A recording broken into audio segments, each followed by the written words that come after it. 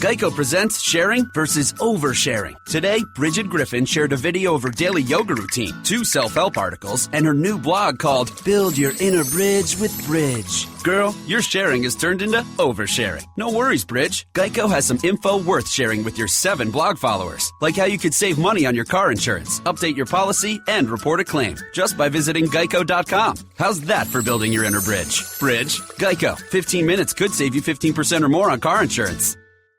Geico presents sharing versus oversharing. Earlier this week, Claire Tippins shared a princess nickname generator, 3 pictures of her dog wearing a tutu, and 2 online quizzes, including, what candy is your dream castle made of? Claire, your sharing has tipped the sugar scale and turned into oversharing. But have no fear, princess. Geico has something worth sharing with your internet kingdom, like how you could save hundreds on your car insurance just by visiting geico.com. No magic wand required. Geico, 15 minutes could save you 15% or more on car insurance. Blog Talk Radio.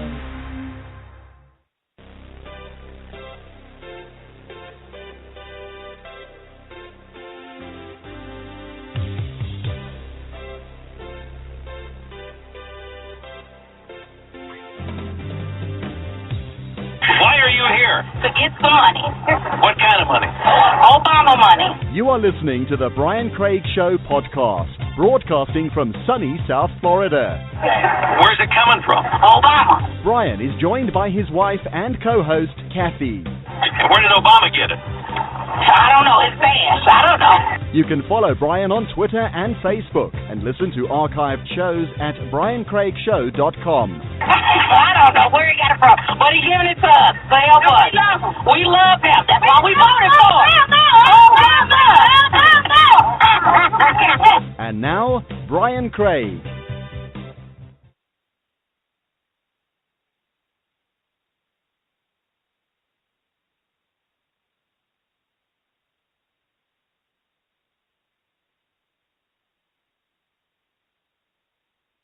Welcome to the Brian Craig Show podcast.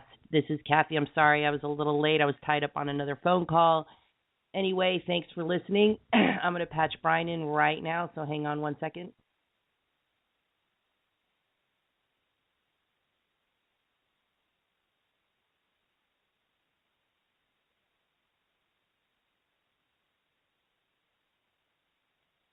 Brian, are you there? Called in yet? Okay, guys, anyway, this is Kathy, and you're listening to The Brian Craig Show. I hope I'm coming out over the air. There he is. Okay. Sorry I'm a little late. Like I said, I had an important phone call I had to take. Let's see if Brian's here now. Brian, are you there? Yeah. Oh, you missed the beginning of the show? Oh, my gosh. I, like 10, 20 seconds. My dad called, so I had to take the call. Oh. Sorry. Okay. All right. It's okay. It happens. This is why it's a podcast. You know, it's a little That's more right. laid back, I guess. A little more laid back. And anyway. You know, I was watching and then I was chatting with him, and then I heard the lady, I forgot for a second that I had to be on the show at 5, and then I heard the lady cackling in the background, and I said, oh my gosh, I got to go, Dad. Yeah, the English lady. I totally forgot for a second. Yeah, Anyway, I was watching the new X-Files, started last night. I've only watched the first 15 minutes of the episode, so I don't know what, and they got this, everybody's back, everyone's back. And I've only watched the first 15 minutes, so I don't want to judge too much yet, but they got this 6-episode special run of the X-Files. And I watched just the first 15 minutes, but it's UFO Roswell stuff. And they've got this character. He's one of the main characters. He's a TV, internet, radio talk show host. And he's kind of like, there's Art Bell, George Norrie types, with the area, there's, like that Rick lunatic that called us on the Steve Kane show, that, flags and all this crap. Yeah.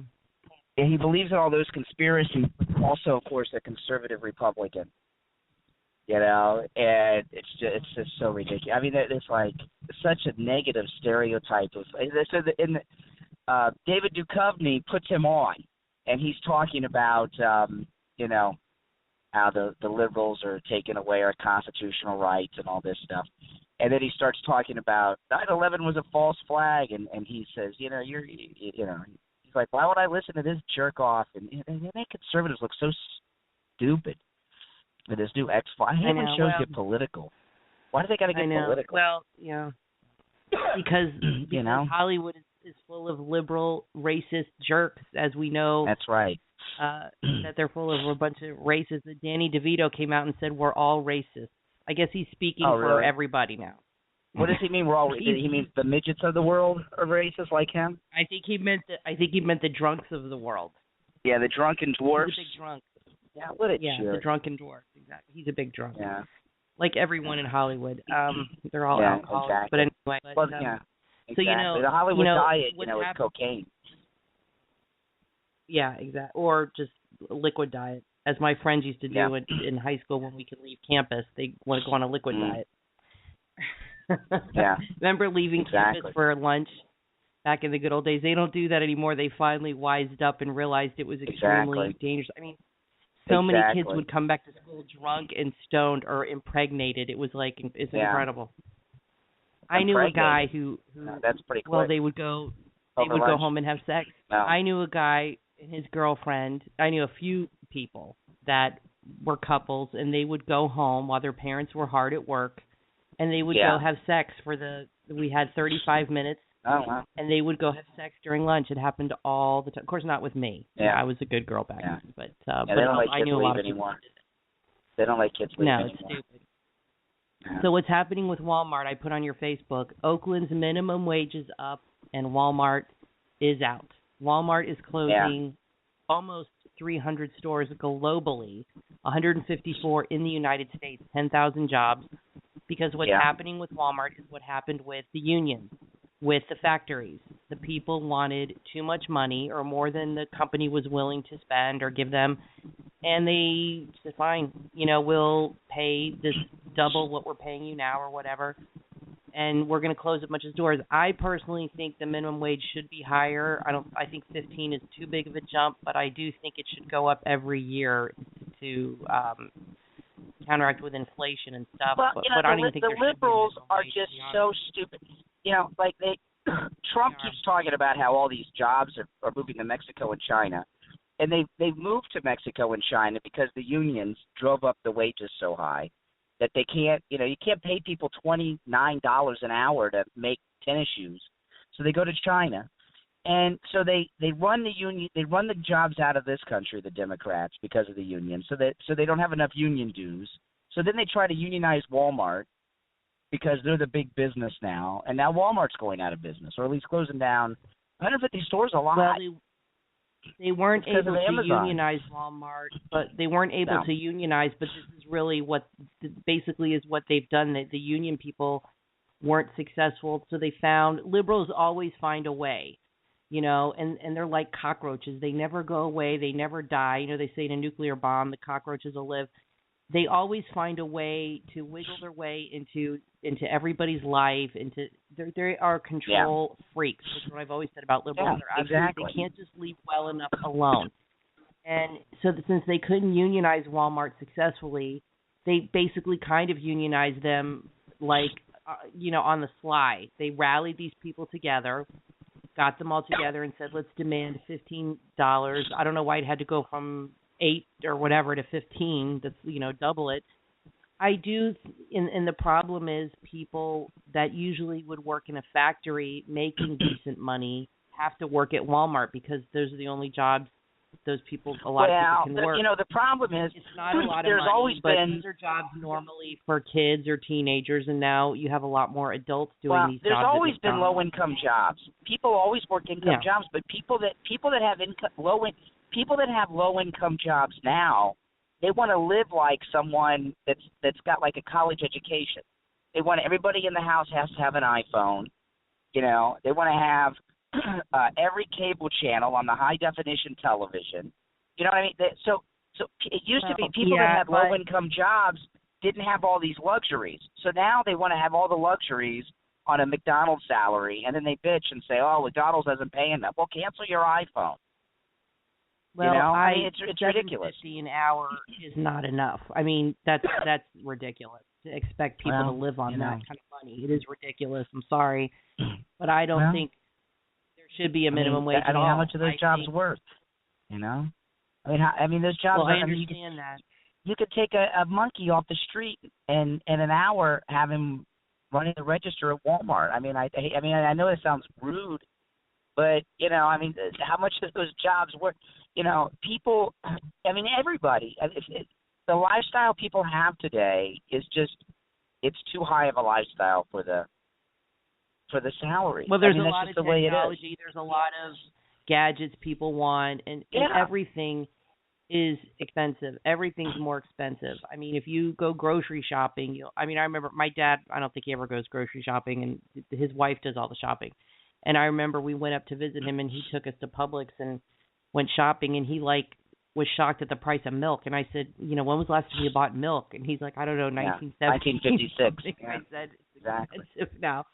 And I said, bacon is like $8 a pack. He couldn't believe it. I said, everything is so expensive. So yeah, but that's part of the problem. But I mean, if you work at Walmart or one of these other places, I know the pay's not well, but you shouldn't have iPhones. Cell phones.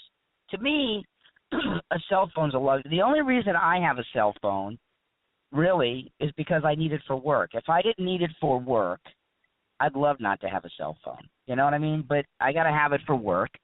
But a cell phone is a luxury item. And so if you're working at Walmart or McDonald's or Burger King, you don't have an iPhone. And I don't think why do you have a minimum that's the way it is. at all. I think What's companies. I don't think they should have. I wonder what would happen if they didn't have a minimum wage at all. If companies had to, there's the theory that if they didn't have a minimum wage, companies would actually pay people more because they would compete. So you don't think that would happen? No. They pay less. And look at look at how much waiters make. They make what do waiters get paid? $2 an hour plus I don't know what they get paid now. $2 an hour plus tips or something stupid. No, that's What about if a company paid what if a company paid like a basic and minimum wage, like $8 an hour or $10 an hour, and then they gave regular bonuses or raises for people that really worked hard, that showed up every day, that were polite, that had good reports as incentives. I think the problem is a lot of these companies aren't very generous. The employee, I understand where they're coming from. I could not live. There's a lot of people who are trying to work. This is the problem. They don't want to be on welfare. They're trying to work, but they cannot live on $8 an hour, Brian. I'm sorry. No. You cannot, and they're working 2 or 3 jobs, killing themselves just to feed their kids. No, it's tough. Cully's getting mad. He says I sound like a Sanders. I'm sorry, but it's true, Cully. But it's true. Kathy, the way I listen, the way I look at it, listen, I work in an industry that there's no jobs in talk radio, okay? And I have been employed since 1990, 91, and I've never been unemployed in a business where there's no jobs. And it's not easy, but I kind of view myself as a even though I don't own the business, as a business person. So sometimes I have to go, and that I don't want to get into too much detail on the show, but I have to go and negotiate my salary and things like this. And every year or two, I'll say, hey, we got to talk. I need to make some. People got to be their own advocate. But there's lifestyle choices. We make a lot. We have 2 cars. And I have the old car, and eventually the old car will give up, and then we'll buy a new car. The new car will be yours, and the old car will be mine again. A lot of people that, about the bling. A lot of people that have these low-income jobs, Kathy. It's not just. Cell phone bills in these families are more than freaking car payments.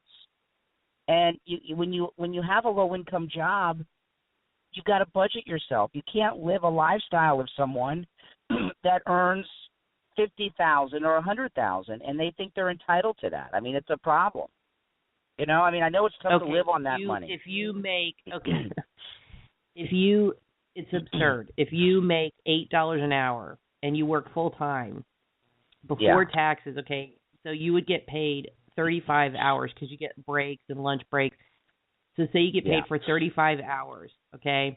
$8 an hour is $280 a week. After taxes, You're lucky if you bring home $200 a week. Do you really think somebody could live off that? Well, with no, kids? they don't pay. People like that don't pay tax. They're not paying taxes. They're not getting really anything. They pay taken out. something. Okay, so say you bring home $250 a week. That's And they got $1,000 a kids month. Then they qualify for food stamps. I mean, I know it's terrible. I know. I'm not saying it's good. Well, that's the problem. You have people that are trying to get off of food stamps. They don't want to. And I'm really not a liberal. I'm just being realistic about the situation here. I'm not going to just toe the party line and say, oh, screw them and this and that. You know, I do have a heart. I see a lot of people in Walmart that are older, and Walmart has always had older workers. It's not like McDonald's where it's mostly teenagers. Walmart and those sorts of, and you have a Walmart in a small town where there's not a lot of jobs. I mean, you used to live in Okeechobee. If a Walmart opened up there, everybody would go work there. And I know it's cheaper to live there, but could you honestly live off say you and your wife worked at Walmart, so you made $500 a week. That's $2,000 a month. Gosh. You could scrape by. You could scrape by if you live in a cheap place. Yeah. But I don't see anything. It seems like they only raise the minimum wage when people make a stink about it or when they fight for it. I mean, they should be a yearly increase of something for inflation or something. It doesn't have to be a lot. But I think companies can say, look, we start at $8 an hour minimum. But if you're here in 6 months and you come to work every day and you're a good employee, we're going to give you an extra $1 an hour in 6 months. Well, and then a year later, people that work in those jobs, another thing, that very much. They're a lot of times people that work in those low-income jobs, there's other jobs they can get that pay a little bit more money, but for whatever reason they don't go and get them. You know, like getting a job as a car salesman or something. There are jobs that people that work at Walmart could go and get. I don't know if they don't know about them or they don't know any better. I don't know, but you know, I mean, $8 an hour. I mean, that's pretty bad. I know. I'm not going to say it's good. There's many. But I don't know if they make $8 an hour. What's the minimum wage? I don't even know what the minimum wage is in Florida. 7 something an hour. I think it's like I don't know. $7.50. I mean, it's disgraceful. I mean, the problem is. The first problem is you have the family unit is totally destroyed. You have women having 3 or 4 kids with different fathers. Yeah. And they're living on welfare, and then the guy maybe stops by and gives them $100 here or there. You have families that have kids that they can't afford, which is a problem. Yeah. If you're working minimum wage or you don't have a good job or career, but sometimes people do have good jobs, and then like they work at a factory making $30 an hour, the factory closes. Then they have nowhere to go. Okay, I'll go from making $30, $35 an hour to working at Walmart making $8 an hour. Meanwhile, they've already had 4 kids. They have a house, a mortgage. What the hell are they supposed to do? I mean, I don't. This is America. It's not good. This is the richest country in the world, and it bothers. I'm not a liberal, honest to God, but there are problems on both sides, and it bothers me that we have so many people that are poor, kids that are poor. I mean, you know. It bothers me. I don't like it, you know, and I think. Well, I mean, I don't know how much people. I mean, how much are people supposed to make at Walmart? I mean, you know, if they make too much money, well, what I said, you got to raise the prices. Well, they'll be out of business. Yeah, but Walmart does make a huge profit. I don't understand why they have to close all these stores because it's cutting into their profit margin. Well, why can't they stop giving their CEOs $3 billion a year? I mean, that's the problem. Well, that's not going to happen. That's not going to happen. You know, the CEOs are always going to make money. Yeah. Well, why don't you take the first break because I just got home so I can come in. Why don't you take the first break and then I'll come in. I guess on that sense I'm more liberal. Okay, we're going to take a break. We'll be right back. Nothing is better than a really comfortable pair of jeans. But finding that perfect pair hasn't been easy until now. I want to tell you about Sweat Jeans Pants by Squat Sponge on Amazon. They are cut like the classic 5-pocket denim jeans, but with a much softer feel and stretch appeal with an expandable waist. They are made from custom cotton fleece. These are jeans you can wear anywhere and look great in too. They are great for so many occasions. It's the look you deserve with the comfort you crave. Squat Sponge has combined the comfort of sweatpants with tailored sizing to give you enjoyable quality and style in an amazing pair of jeans. Work, play, chill time. Squat Sponge pants are designed to be worn outside, in the house, on the town, anywhere. They're made for every day, everywhere, anytime. Get your pair today. Visit Amazon.com and search Squat Sponge Jeans. You will love these jeans. Again, Amazon.com and search Squat Sponge Jeans. Do you shop online? Of course you do. We all shop online. I have found the newest and best online shopping destination. It's called Well Panda. Well Panda carries awesome items that you will love. Well Panda has everything, including home and garden items, toys, health and beauty products, electronics, sporting goods, collectibles, crafts, and so much more. Well Panda's mission is to be your preferred online shopping destination. They do this by stocking tons of great merchandise at incredible prices. Start shopping right now. Find Well Panda at wellpanda.webstoreplace.com. Well Panda, your one-stop online shopping destination. wellpanda.webstoreplace.com.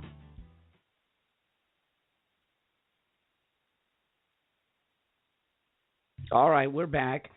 I came into the room, and I told Kathy, I said, "Be careful, don't disconnect the wire over there." And what happened? I disconnected the wire of the microphone and had to reboot the whole computer to get us back. So we are back, and welcome back. And it's my screw up on that one, but it happens. It happens sometimes. You know, I was watching this show on Netflix. It's a Norwegian television show, and I got to tell you, this is the most bizarre thing I've ever seen. It's called Occupied, and sometimes I'll watch some of these foreign television shows on Netflix, which I kind of like. And so it's Norwegian. It's called Occupied, and what it's about Russia occupies Norway. You know, so I started watching and I put it on, watched the first episode. I didn't know what it was about, and this is what it was about, which was bizarre. It's a global warming drama, and what happens is the whole story behind this movie. What happened, or the series? I watched the whole first season over the weekend. Even though it's very left wing about global warming, it's very well written and acted, and the drama's really good. So I like the show. It's called Occupied. It's on Netflix, and it's new on Netflix now. So if you go to new releases, you'll see it there because it's just popped up on Netflix the other day. So what happens is the Green Party wins the election in Norway, and the Prime Minister, being the head of the Green Party, stops all drilling of oil and natural gas in Norway. And apparently Norway is a big producer of oil and natural gas for all of Europe.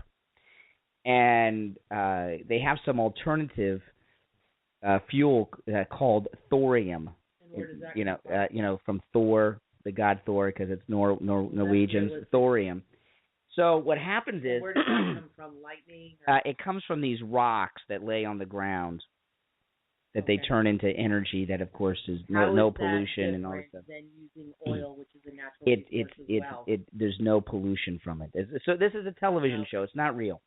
So the first scene of the show, the Prime Minister of Norway, the Green Party leader, he gets up and he says, because of climate change, we will no longer produce oil or natural gas, and these little rocks that lay on the ground here called thorium produce clean energy. What happens when you run out of rock?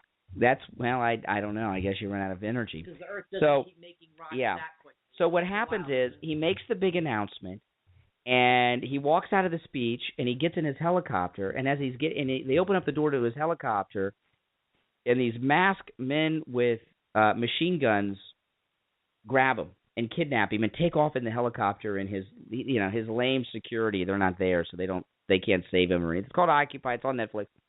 So what you find out is he was kidnapped by the Russians, and the Russians and the European Union are now going to occupy Norway and force them to drill for oil and natural gas and not use this clean. Liberals have this science fiction idea that there's all these forms of energy that produce no pollution when you use them, like air, I guess. I don't know what it is. And it seems so stupid, and it's so left-wing. And, of course, the villains are the United States. We're villains in this, you find out later on. And anyone that wants to use oil. And it's just so bizarre. And I was reading up on this on Netflix. It's only one season. It is the largest budgeted television series ever in the history of Norway. And it's like 10 or 12 episodes, $90 million they spent on this. And, I'm thinking, Norway's a little tiny market. It's not like the United States. If you have a television show in the United States, $90 million, you can recoup it. This one, they're speaking Norwegian. So who the hell, yeah, but you're watching. Where do they justify spending $90 million? So I'm guessing it's on Netflix, so make some money on and that. I'd like to know how much fossil fuels or how much gas and energy was used to make Went into the production a whole hell of a lot. And I'm thinking about this. Driving to work, Yeah. flying to locations. Yeah, they're flying helicopters around all the time and stuff. And the thing I'm thinking about this is it cost $90 million to make this 10 or 12 episode series in Norway where they're speaking Norwegian. You have to watch it with subtitles. So look at me. I promise you, they got the hardest language to learn. It's very difficult. I promise you, they got the money, or at least a lot of the money, to pay for it from all of these phony green companies. Yeah. Like Al Gore's crap. You know what I mean? Because you can't justify in a little country like Norway $90 million when they're speaking. If they made a movie in Norway where they were speaking English, okay, you could say, okay, $90 million, we can sell this globally. But if they're speaking Norwegian, you know what I mean? It's a very tiny market. It is such a racket, and it's amazing to me that that people believe this. Over the weekend they had 3 feet of snow in Washington, and I think 2 feet or so, maybe even 3 feet in New York. They said it was one of the biggest snowfalls they've had. The last one that was it was 100 years ago. Yeah. So so Obama 2 weeks ago was saying, oh well, climate change is the biggest threat of our time, and then he's in a house surrounded by 3 feet of snow 2 weeks later. I want to tell you, I'm reading this book. You know the guy who wrote The Devil in White City, Eric Larson? Yeah. They're making that movie with Leonardo DiCaprio and Martin Scorsese. Yeah, I read the book. It's really good. It's about a serial killer at the World's Fair in Chicago in in the 1880s or 70s. I don't remember when it took place. Anyway, true story. He wrote a book called Isaac Storm, and it's he writes nonfiction. These are all he's a historical writer. And this is about the big hurricane that hit Galveston in 1900, where the meteorologists, back then they had meteorologists that worked for the government, which I'm sure they still do, but that was all they didn't have news stations or anything. And the meteorologists worked for the government, and he had been, was in the military. He had, of course, studying weather back then they had some instruments, barometers and things like that, but it was a lot of telegraphs, and it was a lot more elementary than today, obviously. And they would have stations all around the world, and they would telegraph, somebody in Cuba would telegraph somebody in Florida, okay, we just had a storm, it's headed in this direction. I mean, that's kind of how they did it. So this book is real. It's nonfiction. It's all true. He did a lot of research, and it's about this guy who was and his brother who were the meteorologists in Galveston, and the guy said there's no way a hurricane would ever destroy this city because they thought the city was so well made. Yeah. And it ended up destroying the entire freaking town. It was the whole city went flat and was flooded. It was a huge disaster. The guy was disgraced. Anyway, I think his family died. I haven't finished the whole book.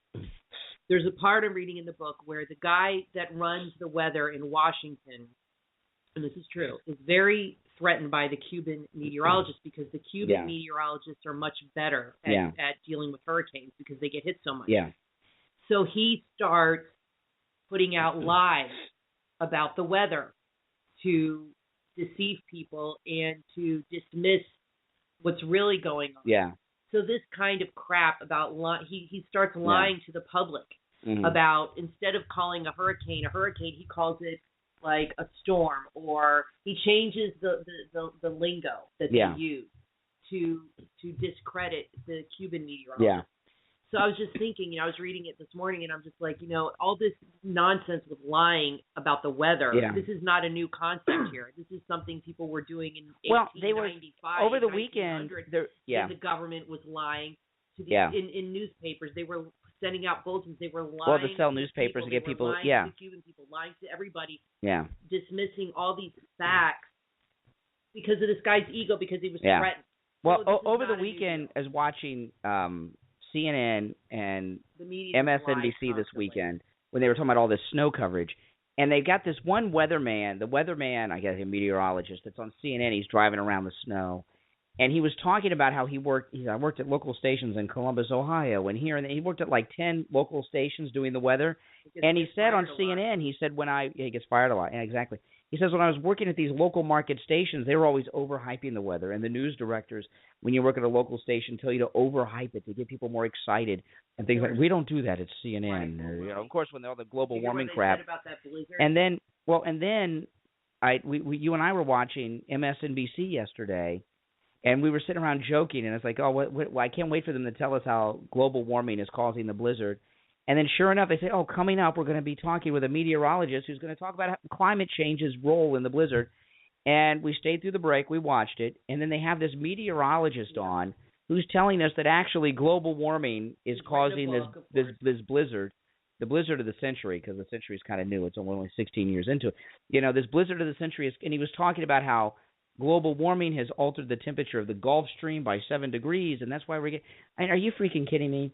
And I've been in blizzards that were worse than this one. This blizzard, they got out of the next morning. They hyped it up. It was done in 12 hours. It was not a big blizzard. Now they have a winter wonderland. Yeah. People are skiing in the streets. Exactly. Like here you have, like Al Gore says, we have dolphins swimming in the streets.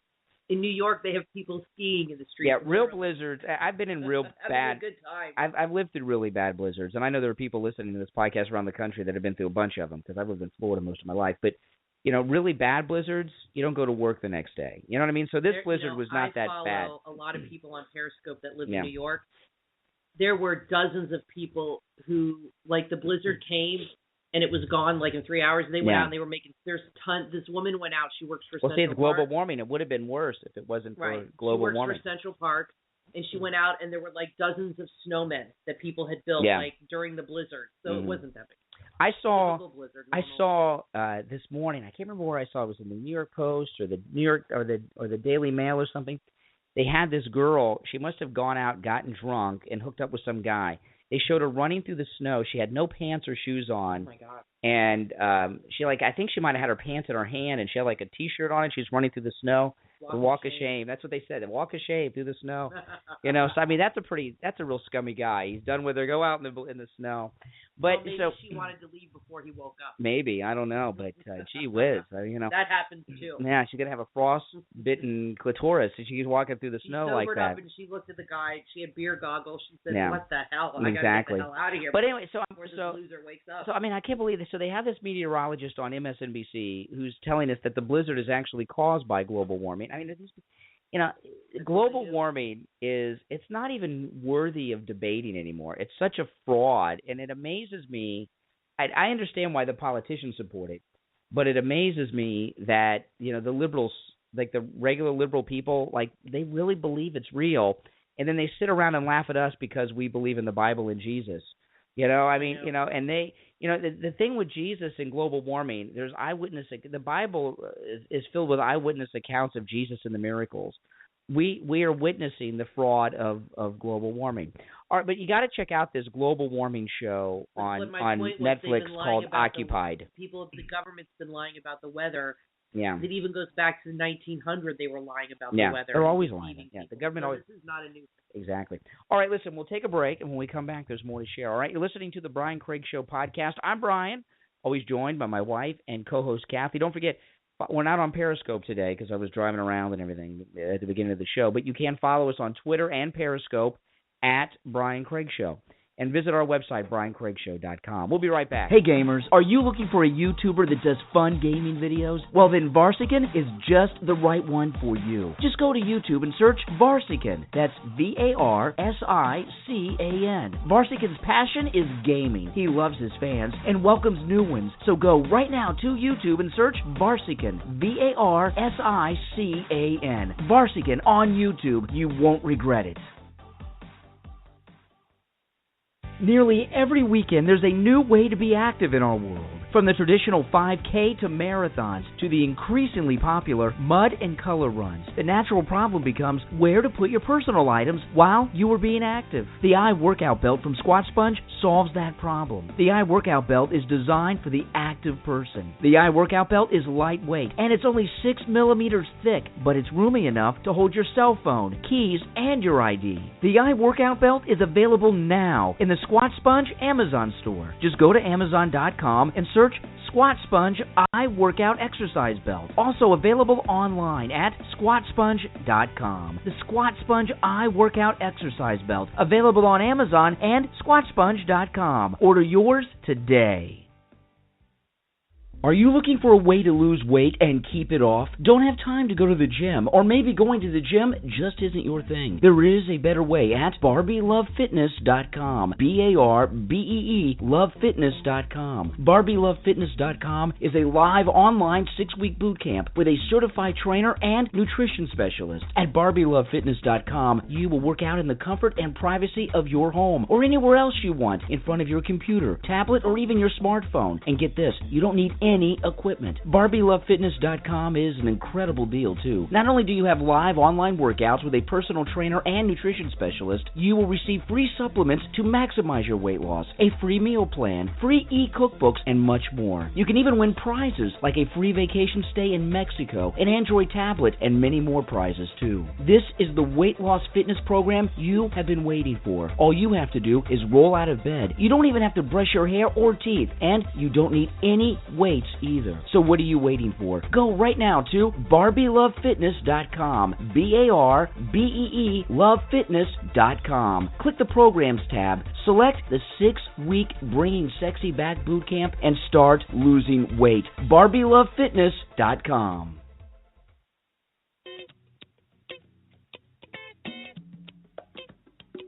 I'm back!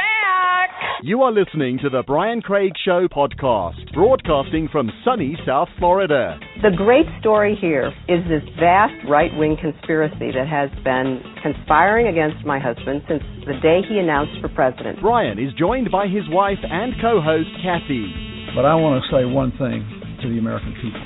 I want you to listen to me. I'm going to say this again. I did not have sexual relations with that woman, Miss Lewinsky. You can follow Brian on Twitter and Facebook and listen to archived shows at BrianCraigShow.com. What difference at this point does it make? And now, Brian Craig. I'm back! All right, we are back. I'm Brian, always joined by my wife and co-host Kathy. Don't forget to follow us on Periscope. Follow us on Twitter at Brian Craig Show. Yeah, all this talk, Glenn Beck, he went to Iowa to campaign for Ted Cruz. Now, keep in mind, Donald Trump has had thousands show up every night. The other night, Donald Trump had 17,000 people inside a 15,000-seat arena, and they turned away 5,000, right? They turned away 5,000 people. And Glenn Beck had an event with Ted Cruz over the weekend in Iowa, and about 100 people showed up. And that's pretty embarrassing for Glenn Beck. It's even more embarrassing for Ted Cruz because he's the presidential candidate. And let me tell you, Steve and I have very good turnouts with events, okay? But if you're doing an event you guys get with, more people than Glenn Beck. Oh yeah, and he's a national person. If you are doing an event with we've done some events with presidential candidates like Newt Gingrich, and it's a turnout. I mean, I can't even count how many people are there. I mean, hundreds and hundreds and over 1,000.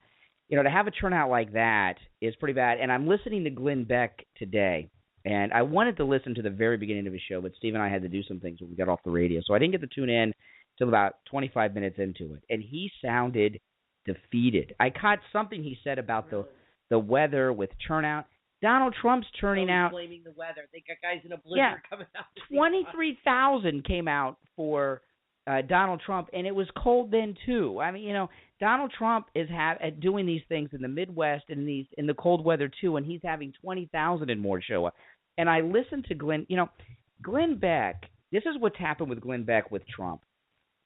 He's completely irrational, and what happens a lot of times, and I've had this happen with me with people, not for a long time because I've grown up, but there are people out there that are like they're haters. Anytime you're a public person, there are people out there that hate you. And what happens with these people, they get so consumed by their hatred of you, everything you do is wrong, and they talk about it and they don't hear themselves. I'm listening to Glenn Beck with he's got his two people there, Stu and Phil, and they're talking about what a liar Donald Trump is. Donald Trump has been saying about Glenn Beck, he's mad at me because he called me and I wouldn't come on his show, and they keep calling me a bunch of times to come on the show. Well, Glenn Beck and his crew, they went through the timeline since like August of how what Donald Trump is saying is not true, that Glenn Beck did not call him. And they go through this timeline of how Stu and other bookers, this is the phrases they use, have called Trump, but Glenn didn't. Well, if Stu or someone who works for Glenn Beck calls Trump to come on the asks Trump to come on the show, that means the same thing as Glenn Beck calling. Well, when you book somebody on the show, who tells you to do that? Yeah, if I call someone to be on the Steve Kane show, that's like Steve calling. Well, Steve so tells you. I'm listening to this, and they're sitting around laughing at Trump like he's a liar. And then listen to this. Then Beck says, at some point at the end of this timeline, which was in recent weeks or in the last couple of months, someone from the Trump camp said to them, no, Glenn needs to call Donald Trump. Right. And Glenn Beck says, I agreed that I would call. And he says, everyone here was against it, but I said, I'll call. Like he's too good just to freaking call. So Glenn Beck says, I agreed to call if I could get an appointment, which means call at 11 o'clock and I'll be there for the phone. And Trump's people told Glenn Beck, no, you have to call and catch him. And if not, you've got to leave a message. And they're like, they just thought this was outrageous. Glenn Beck thinks he's the equal of Donald Trump. He doesn't have the juice anymore. No, he confuses himself with, he thinks it's 2010 still when he used to be able to do these things. His star has fallen. But he's not equal to Donald Trump. And I'm listening to this and I'm thinking, these guys, he sounds like a petty jerk, Glenn Beck, but he's so consumed with his dislike of Donald Trump, he can't see straight. And he doesn't realize that they sound like a bunch of jerks. This is what I want to know. Glenn Beck has been screaming from the rooftops for months and months and months. Everybody's ignored him because he doesn't matter. Why all of a sudden is he the GOP darling? Well, he left the Republican Party last week. But why are they aligning with him with Glenn now? Beck? Yeah. Desperate. Last week, I did not even know. This is how irrelevant. Desperation. I mean, Glenn Beck, I've been talking about Glenn Beck for a week now on the radio. But I think you're talking about more than anybody. Exactly, I am. Because, well, you know what it is? Because he's in talk radio, I'm in talk radio, and I kind of follow it like he is a soap opera. Person, and I don't mean he's kind of fascinating like Hitler's fascinating. It's not like he's a train wreck. Yeah, it's like a car accident on the side of the road. Exactly. It's not that I like the car accident, but I'm going to slow down and look. An interesting character. And I'm listening to Glenn Beck, and he sounds so petty. You know what I realized? And he doesn't realize how petty he sounds. He thinks he's like making a case for Cruz. And I said I would call Donald Trump. I don't have an ego. But he wouldn't give me an appointment to call. What the hell? Because I know you were talking about trying to figure out what Beck's beef is with Trump. I know what it is. Beck is everything that people accuse Trump of being, a clown, and is really what Beck is, and he knows that's what people really think about him. He's very insecure. Yes, and he is all the things he accuses Trump of being. Yeah, and he sees himself, and you know how when you're not self-aware, which Glenn Beck is definitely not, but you see somebody who is like you or their image, you think they're like you, and it's like somebody holds a mirror up to you, you just don't like it. He's projecting. He's just projecting his own issues onto Trump. You know what it is? Most people in radio, and I'm going to include myself in this. I mean, most people in radio, and I'm going to include Rush Limbaugh in this, most people in radio don't come from some high-up connected place, okay? Most people in radio are regular guys that somehow we find ourselves on the radio through all kinds of things. And what's happened with Beck is it's gone to his head. He thinks that he's a whole heck of a lot more important than he is, and he thinks that he's equal to Donald Trump, and he's not equal to Donald Trump. Well, because you have a guy who's very strange and highly insecure and in trouble to begin with. He's a complete nutcase. But you have a guy who was in radio a long time, worked his way up to A-level status. Yeah. And then it was very quickly taken away from him. And I think O'Reilly was behind him getting fired. And Hannity. Hannity and O'Reilly. They were friends to his face, but I think they were scheming behind his back to get rid of him. I agree with that. He was very popular. I agree with that. And you have a guy that reached the higher up of that business. I mean, he was there. He was on Fox News. He had his own show in a great time slot. He was getting tons of ratings, had a radio show. The money was coming in. Yeah. He had power. I mean, he had influence. And that disappeared in a matter of a few years, not even quickly, overnight. very, very Boom. quickly. Came and gone. So you've seen this in radio. I'm not going to mention names, but you see people that used to be in radio with you, and it's been 15, 20 years, and they just cannot get over it. They he's cannot still on the get radio. Yeah, but it's not the same thing. He's on the radio, but he's not where he used to be, and he was there for such a short time, and it was taken away from him so quickly. He's just is bitter. He's just so bitter and angry. Yeah. He can't get and over it. He's desperate to be important again. And I don't think Glenn Beck knew. People like that. I don't think Glenn Beck had any idea he was going to go out on a stage with only 100 people.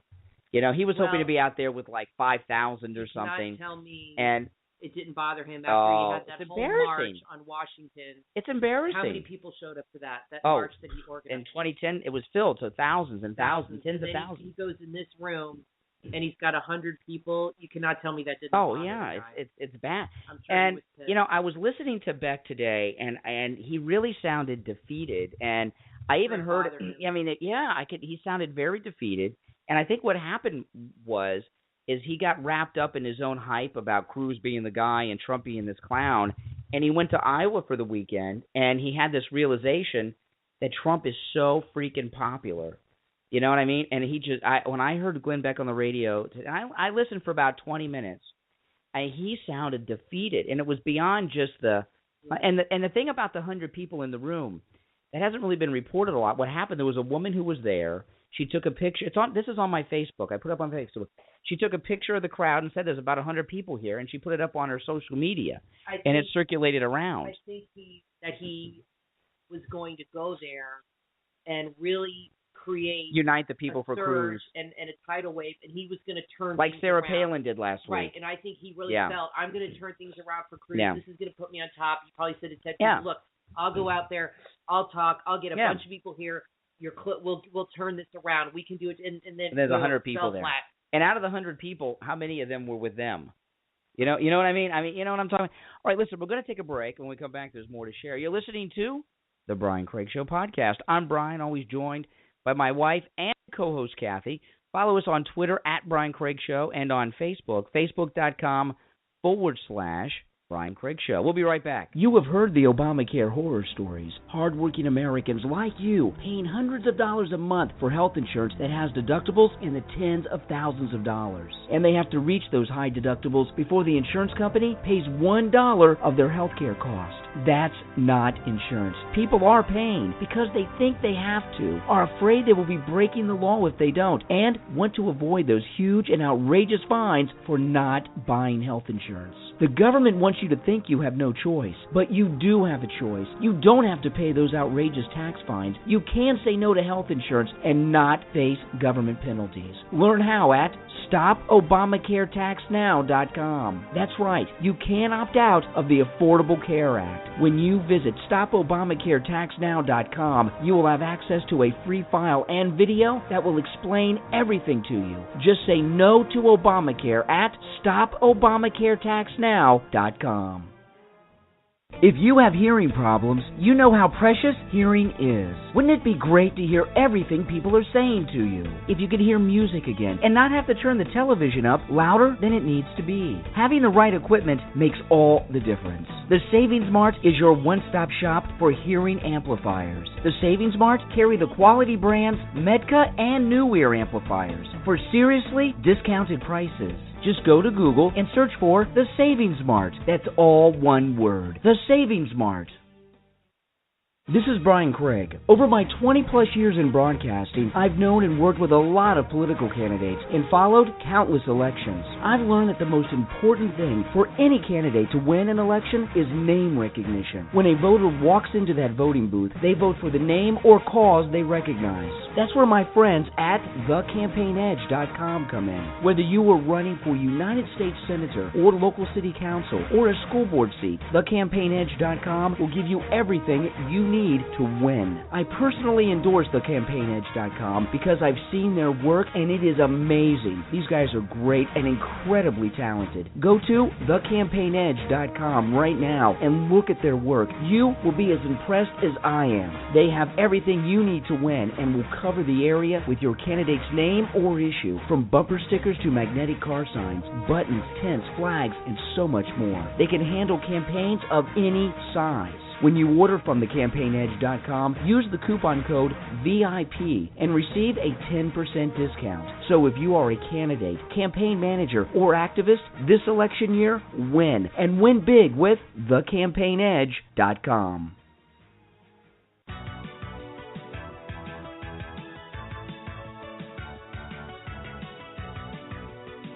You are listening to the Brian Craig Show podcast. You can follow Brian on Twitter and Facebook and listen to archived shows at briancraigshow.com. And now, Brian Craig. All right, we are back. I'm Brian, always joined by my wife and co-host Kathy. You're listening to the Brian Craig Show podcast. All right, let's go to the phones. Hello, you're on the air. Brian, it's Ron. Hello. Oh, hey, Brian? Ron, how are you? Yes, okay. Ron. Just want to let you know I've been defending Trump, especially in Calvary Chapel. There was a Democrat there, and I said, Trump's going to win this. And he said, no, he's not going to win it. I said, well, yes, he is going to win it, okay? And he says, well, who do you want? He says, well, Hillary doesn't sound bad. I said, what?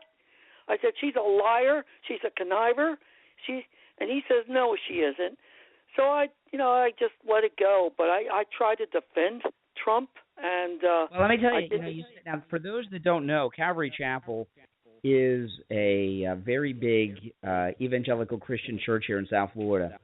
And if you've got a Democrat and an evangelical Christian church, who's supporting Hillary Clinton, next time you talk to that Democrat, point out to them that Hillary Clinton supports abortion on demand right up until the day before birth. And as a Christian, that's got to be some kind of conflict with them, I would think, don't you? I think so. I will. In fact, I will do that. I will say exactly what you just told me. But you should find that. I also defended.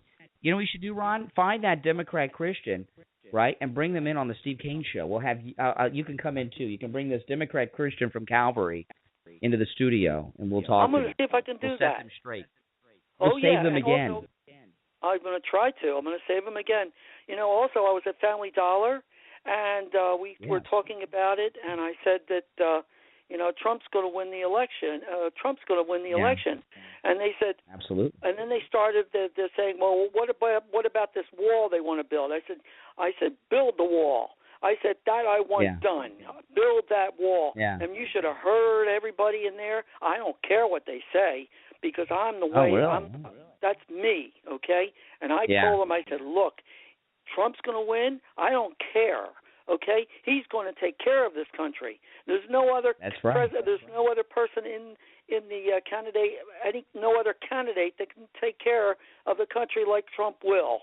And they said, and I said, don't you think so? And you watch and see. And I said it. Yeah. I really said it. Well, that's I said it in front of the blacks and the whites, both. Oh, well, that's good. So, that's good. Yeah. That's good. That's good. All right, I appreciate it, Ron. Thanks for calling, and thanks for listening. All right. Oh, by the way, any updates over there? Wait. Any updates over at Calvary Chapel on Pastor Bob Coy? No, nothing much yet. He's still in Chattanooga, and he's still praying to the Lord that everything's going to be fine. Last I heard was about a year ago, but I had heard there was an article on the internet that said that the church was still paying him his salary, which was like $500,000 a year. My friend goes there. She said really? They still pay him his salary. Well, as of a year ago, yeah. I've got to find that out. I've got to. I don't know. I don't know if they still are, but that was like a year ago. Well, that they can't. That's ridiculous. They can't do that. I mean, he's up in Chattanooga now, and he's not even a pastor anymore. I don't know if they're still paying him that. But I have heard they are. I don't know for sure. But find out for us. Right? Do an investigation. I will do an investigation. Okay? Honestly, yes, I will. Yes, all right, I will. And call me. Call me and let me know. know. I will, Brian. All right. All right. Have a great day. Take care. You too. Ron's funny. He's the kind of guy you give him a job. Yeah, he'll do it. He'll do it. He'll do it. Ron will find out if they're paying him, if they're still paying. We were these evangelical pastors. I just think I know people say, well, the Vatican's got a lot of money.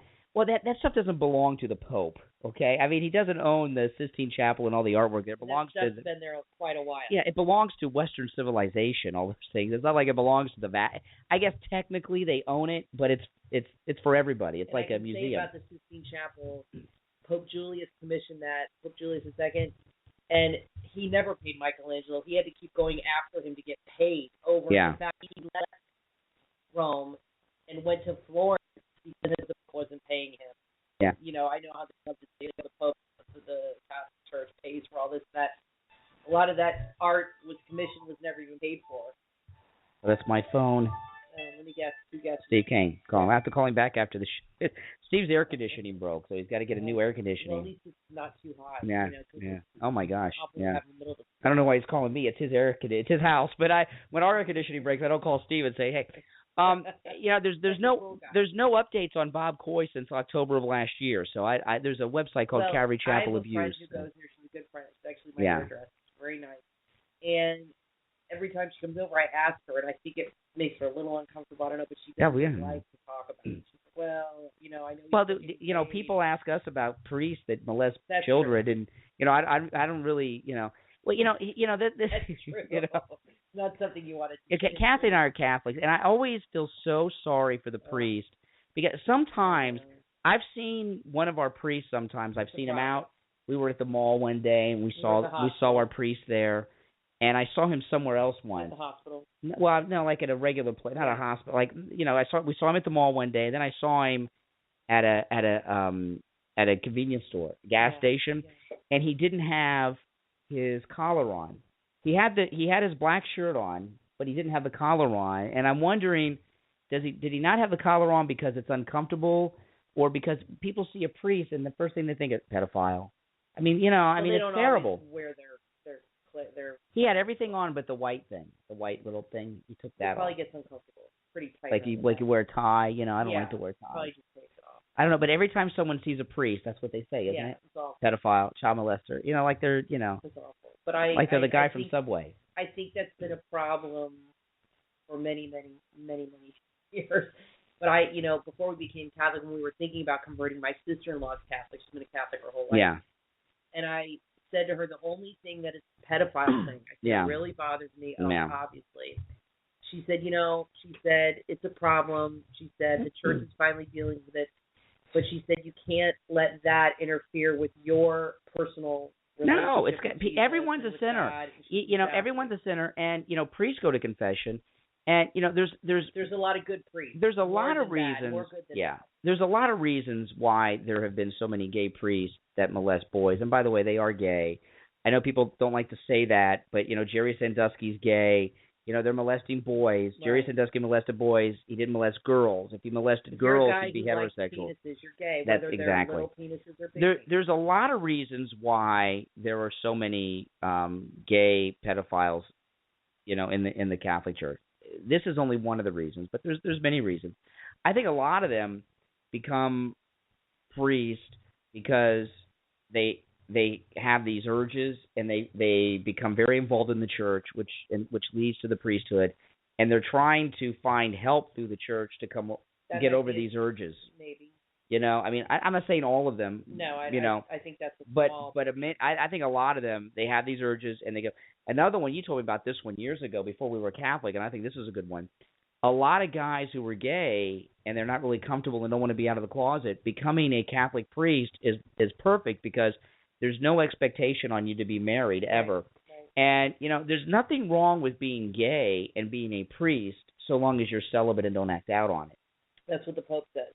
So that's another reason why there's a lot of gay priests. But I think the majority of the pedophiles are predators, and they recruit their friends, and they go there because they have this image of being trustworthy. I mean, priests are, you can't trust a priest. Well, nowadays it's not so easy, but it's the perfect cover for these guys because they're around children and they have this image of you. I mean, you can trust a priest like a nun. So they use that as part of their of preying on innocent people. I think that's more of what it is, but not so much now. It's more exposed. Well, I see. We have a wonderful two priests. And if I found, I would be very. I'd be shocked. But I remember when our daughter was going through confirmation and she went to her first confession, and I was there with her when she did. I didn't go into the confession with her, but she didn't go into the confessional with the I thought this was this was a new when you go to, we did we became Catholics as adults, so we went to our first confession. We went into the booth just like you see in the movies, which we have. I haven't been in confession since then. I've only been in confession once. We should probably go Saturday. I wanted to go this last Saturday, but I guess we were just being lazy. Well, it was so funny when you and I went to confession together. It's uncomfortable to go. It was like the first time we went together, and what they do is they tell you, say how many Hail Marys. Yeah. So you went after me. I went first, and the priest said say 5 Hail Marys, 10 or something. Yeah. And I'm like, okay. Then you went in, and I didn't tell you what happened. You just went in right after me, and you came out, and you're like, I have to say 50 Hail Marys, and I thought you were serious, and I said, what did you tell him? Yeah, exactly. So you started laughing. You're like, but when our daughter went through her first confession, she did it with her whole class. Right. And what they did, you have to go to a priest for the confession.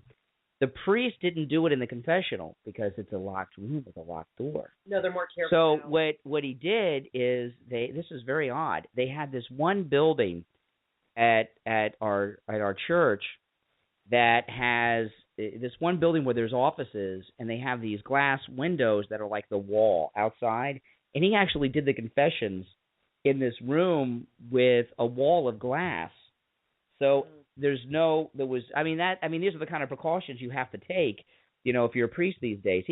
A priest can't take a kid into a confessional and shut the door. In fact, they have to do it almost openly. When Emily was going through her confirmation classes, I remember, because we went to one or a few of the meetings, and the director said to the kids, "You're not allowed to be alone with a priest." No. And they know they cannot be alone with you. And it's terrible. You guys love each other, and that she said, unfortunately, that's the way it is these days. We have to protect ourselves, and we have to protect your children. Well, you know what? I'm the same way. Because we have a daughter, most of her friends are girls. And I mean, I would never be in a situation where I was alone with one of our daughter's friends. I mean, for example, sometimes we'll go pick up a friend, and then I'm going to take her and our daughter somewhere, and then we have to stop by the house. Well, because Emily has to run in and get something. Well, I'm not going to sit out in the car alone with one of her girlfriends. As a guy, I mean, this goes for everyone. If you're a man, you never want to be in a position where you're alone with a female. Now, because of you're a teacher, because kids can lie. There have been instances. Not just teachers. I'm talking about, as an adult, I have never been in a situation where I'm alone with one of our daughter's friends. Obviously, nothing's going to happen, but I don't want to be in a situation where there could be a thought. You know what I mean? And as a man, you've got to do that. And now with priests, they got to not just do it with girls; they got to do it with boys because it's a sad thing that goes on with priests. But we were talking about Bob Coy. He was an evangelical minister. He was boring, like Oral Roberts compared to these new things. And we were watching. There's this church here in South Florida. And I don't like to bash churches, but it's just I find this kind of thing kind of weird. It's called Faith Church, and it is a very huge. Let me go to their website. Don't mess with that. It's this very big evangelical church here in South Florida, and it's pretty big, and they have a TV show. It's Faith Church, and it's a husband and wife team, and he's the senior pastor, and I don't know what the wife's position is. I guess she's here on the website. She's a pastor too. They have female pastors here. And self-help. Well, I might go this week. They got a Star Wars theme. It's all self. Oh, leave that up. Don't lose that because I want to watch it. So what a lot of these churches do now, Faith Church, and then there's this other church by the Glades, which is also here in South Florida. They do these themes every week. And what these churches have become, and look up faithchurch.com online, you'll see this one. They're like Tony Robbins self-help gurus now. And they throw a Bible verse in here or there. And I don't like to make fun of Christians. I mean, it's it's not right, but I'm flipping through the channels on Sunday morning, and I come across Faith Church here in South Florida on TV, and it's the pastor and his wife, and they're on the stage, and they're on this huge seesaw. He's on one side, she's on the other, and they're talking about what it's like when they're getting ready, dressed to go out, and if their marriage is in balance, and then she goes down and he goes up because their marriage is out of balance, then something else, and they're going up and down on this seesaw, and it's just so bizarre. And then they'll throw in a Bible verse here and there to make it sound like it's biblical. I know a lot of people don't like the Catholic Church, but when you go to the Catholic Church, people that aren't Catholics, they think that we worship saints and worship Mary and we don't read from the Bible because there's the catechism. If you go to a Catholic church, the whole thing is about God and Jesus. They never read from the catechism in the church. No, you don't read from the catechism in church. There's no worship of Mary or saints. And the whole thing is about Jesus and God. It's not about anything else but. The whole service is about the communion. Yeah. The whole service. And if you go to an Episcopal church, it's the exact same service, okay? Because I grew up Anglican. It's the exact same service, the Nicene Creed, everything. And the whole service is leading up to the communion because you're in communion with God. You have to confess your sins. You pray for others. It's very beautiful. You pray for now this others. one, this is crazy. I got to get a screenshot of that and put it. This week, this is Faith. We'll leave it. I'm going to read this. This is Faith Church. It's a big church here in South Florida. This is the kind of thing we're talking about. And I don't like to make fun of Christians or take, but this is odd to me. They have these are not Christians. Every week they have a new theme, like the seesaw thing this week, and they do these weird things. And this week they have a whole series that starts this week, and it's based on Star Wars. It's called Self-Help with the Star Wars lettering. And Self-Wars, it uses the lettering style from Star Wars, and it says, "There's been an awakening." Have you felt it? An epic new series, and it looks like it's based on Star Wars. And I got to tell you, I'm kind of curious. I'll watch it. I'll watch it online because it's Star Wars based. But I don't know. I thought they would have a preview. Oh, they even have T-shirts. Okay, here's the preview. People won't be able to hear this, but. Oh, my Lord. Can you hear this?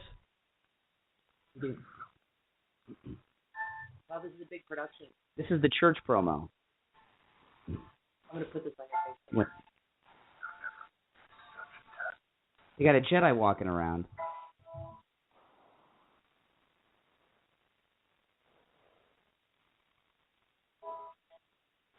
The war raging within us.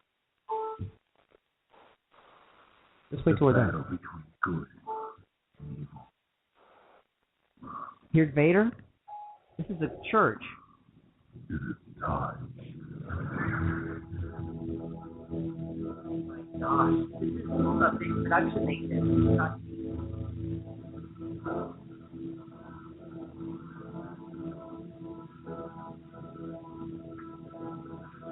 People gotta see it. By the way, this is a church. They're talking about the service this weekend. This isn't a Star Wars preview. Sometimes we get to the point where we realize Luke. the greatest battle is ourselves.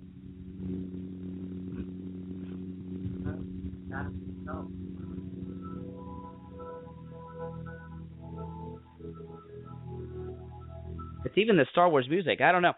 Paul goes, here's the thing with this, and you got to see this to understand it. So Kathy's going to put it on my Facebook, but there's a case. It's very weird. They got a guy dressed as a Jedi. There's a lightsaber battle. I think that's like a made up religion, the Jedi and all this business. Go to my Facebook and watch what we were just watching and watch the visual. There's a case to be made for that. Sure is. It gets people interested to go in the church that might not otherwise do it. Yeah, I'm kind of interested. I want to, because I know what's going to happen. The pastor's going to come out with a lightsaber, and he's going to be dressed like a Jedi. I'm telling you. Well, I cannot stand those two pastors. I don't have anything against all evangelical pastors. I love Charles Stanley. I think he's amazing, and his lessons have helped me through a lot of tough times. And I still read his lessons, and I still go to his website. Yeah. And I have his Bible that I use sometimes. I love Charles Stanley, and I have no problem with this kind of message having a theme. And it is true. You do have a battle within yourself. You have good and evil, and you fight against sin and all this. Yeah. I don't know this to be true, but I guarantee you these guys. I'm thinking that there must be like national companies that produce these things for like small churches around the country. Yeah, I think you're right. And then you can like pick the themes and stuff. You know what I mean? Then you get the rights for your area. Yeah, it's big business. You get the rights in your area or something because you can't have the church down the street doing the same thing. Well, they still do their service at the high school. They don't even have a building. Oh, I thought they had a. Are you sure about that? No, they're at a it's high a big school. arena. To me, it's just it's just weird. All this stuff is just really weird to me. I don't know. Well, the problem is when you watch things like this. And now, if you watch Charles Stanley, he is always in the Bible. He is constantly in the Bible. The whole lesson is from the Bible. If you watch these guys or what's the church in Coral? The Church by the Glade. Church by the Glade. If you watch them, they stand up and talk for like 45 minutes to an hour, and it's like a self-help lesson. Yeah. And they throw in 1 or 2 Bible verses in the whole hour, and that makes it biblical. That's bull crap. It's bull crap, and people are giving them tons of money. Yeah, they got T-shirts and everything. I mean, they got Yoda involved in this. There's got to be some kind of licensing problem. No, they probably license. I'd sue somebody. I mean, you can't use all this stuff without this is professionally done. But I don't want to make fun of someone's church, but sometimes. This isn't a real church. Yeah, it is. It's in Palm Beach County somewhere. It's not too far from us. We could go. Let's see. Yeah, see West Palm Beach. This is Faith Church has this like Calvary. Yeah, they're all over the place. It's huge. I didn't know that. I thought it was just huge. One. So the main church sends out. How do these two people? I think the main one's in West Palm Beach. Is it like franchise? I don't know. It's another thing like Calvary Chapel that we were talking about. They have one church, everybody else watches it on a video screen, I guess. Okay, so like Bob Coy started like in a storefront. So he was out with Chuck, the head of Calvary Chapel, whatever his name is, Chuck something. And I guess he trained him, and then he came out and started a storefront and built up and built up. So is that what happened with these two? I have no idea. I don't know their story. This is big money. I don't know their story. Franchise. But I just find it odd. I mean, come on. You got a Jedi out there at a church. Religious. No, it's not. It doesn't seem Christian to me.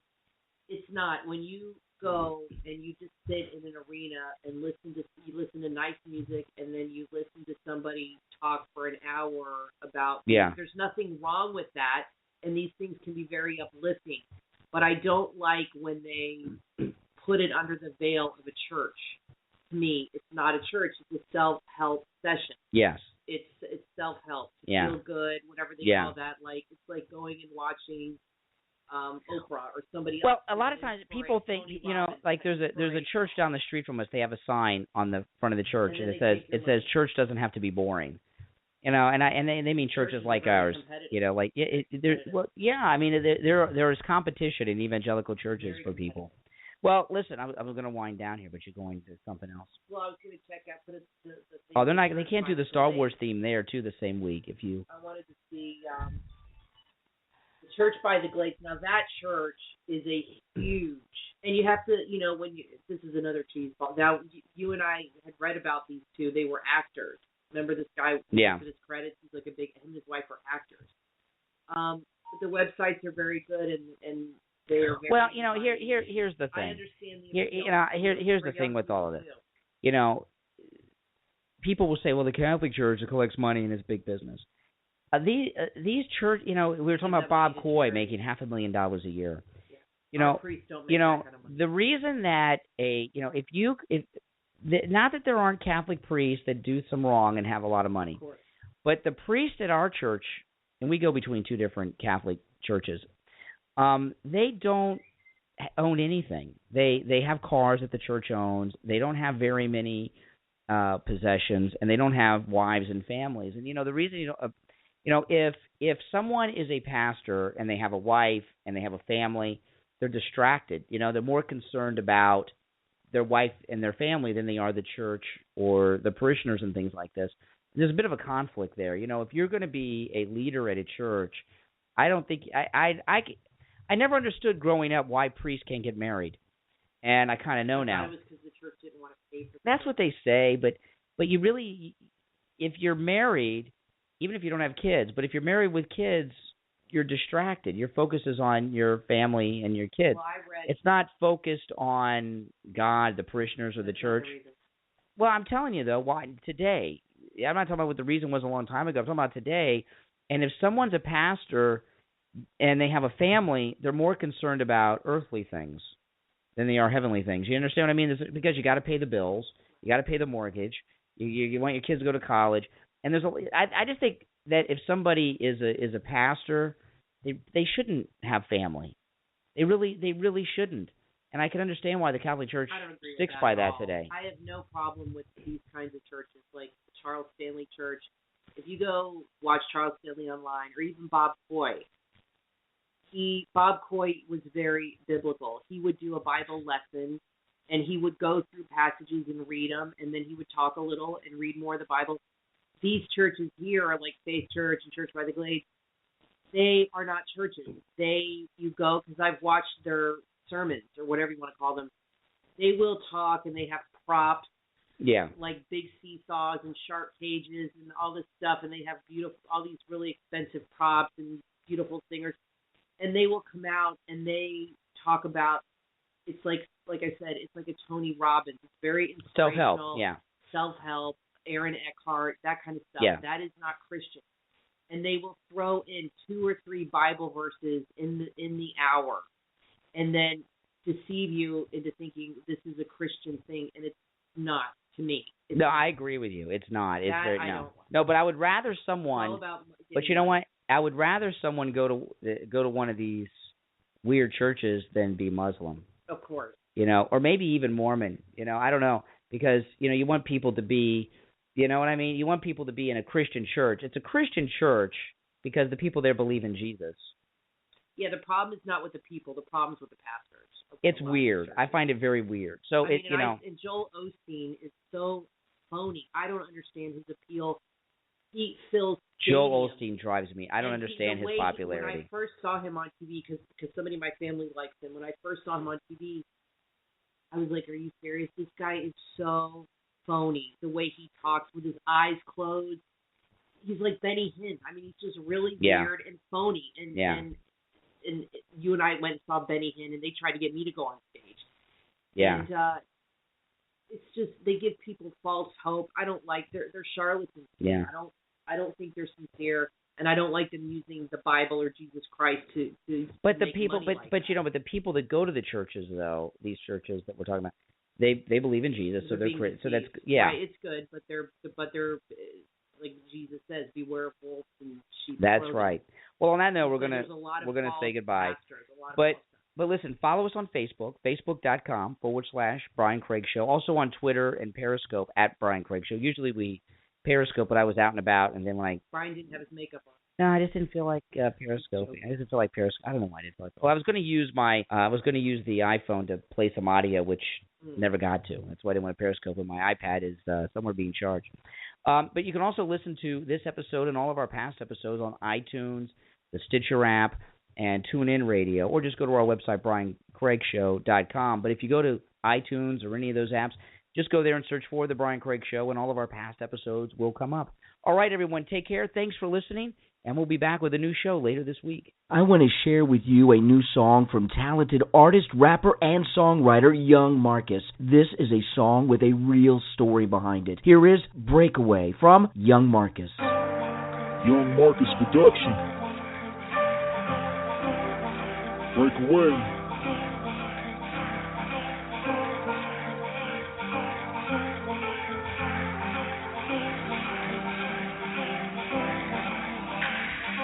Trying to be saved, but I can't be saved. Trying to be saved got me feeling depraved. Trying to be saved got me feeling enslaved. Trying to be saved got me chasing the fame. Trying to be saved got me floating away, up and away, so I hide away. Feeling cast away in the midst, I'm astray. It's a trap, no escape, I gotta break away. I've been searching on excursions, I've been hurting, metaphorically disturbing. I can't seem to find a cure to miss. I'm saying I'm uncertain, maybe even introverting. Close the curtain, start my searching. Cause I'm trying to find my purpose on this earth. I can't seem to find a reason for believing. I'm just seeing how deceiving that this world is. Let's believe it, we can see it, you can't see it. It's a secret, so strategic.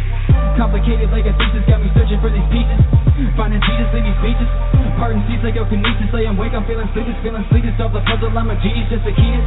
In the darkness, can't perceive it. In the darkness, can't receive it. Need the daylight to retrieve it, If you find it, better keep it. Yes, I mean it. Trust it and believe it. Trust it and believe it.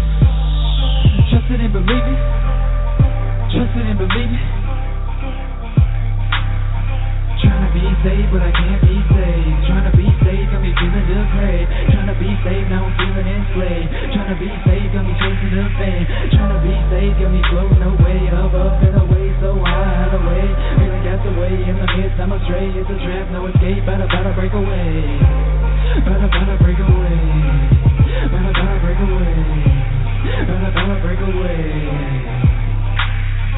If I break away, I can never be saved. Gotta think, gotta pray. On my knees, feel afraid, like a world need for state. Leave me breathless and betrayed if I ever walk away. About to build a blockade so the evil can't invade. Where the darkness is conveyed, suck your wind, feel that weight. Pitting against the wall, throw a hand grenade. Blast away the pain, feeling drained. It's okay, just sustain your domain. Never let the evil in, it's insane. Got me thinking about money and the fame. Obsessing over objects to obtain, feel constrained. Fame, drugs, money, cast away. Love, life, people every day. Fame, drugs, money, cast away. Love, life, people every day. Got you stuck in a gaze, feeling blazed. Now you think about life different ways. Just a rapper, started rapping recently. Been a month now, I'm working full days. Feel that rhythm in my rhymes, USA. Spread the word all the way to Uruguay. Take a break, slip away to the ocean where the sun shine all day. Get away with my girl, run away. Talk about my girl, man, I ain't got one. Yes, I'm trying to be real, now I speak the truth, son. Never find my girl, well, she best be blonde. Take her out to dinner, go above and beyond. She gonna respond when it hits dawn. Wave the magic wand, lay her hands on. Now we turn on, let her come upon. Now we making love to my newly made song. Love and life just begun. Love and life just begun. Love and life just begun.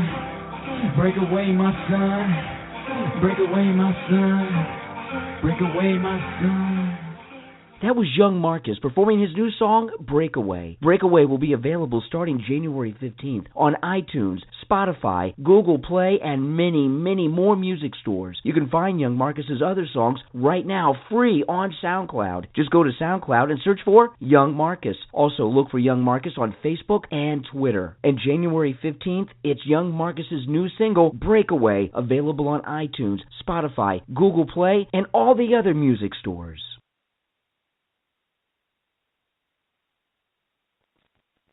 Geico presents sharing versus oversharing. Today, Bridget Griffin shared a video of her daily yoga routine, 2 self-help articles, and her new blog called Build Your Inner Bridge with Bridge. Girl, your sharing has turned into oversharing. No worries, Bridge. Geico has some info worth sharing with your 7 blog followers, like how you could save money on your car insurance, update your policy, and report a claim just by visiting geico.com. How's that for building your inner bridge? Bridge, Geico. 15 minutes could save you 15% or more on car insurance.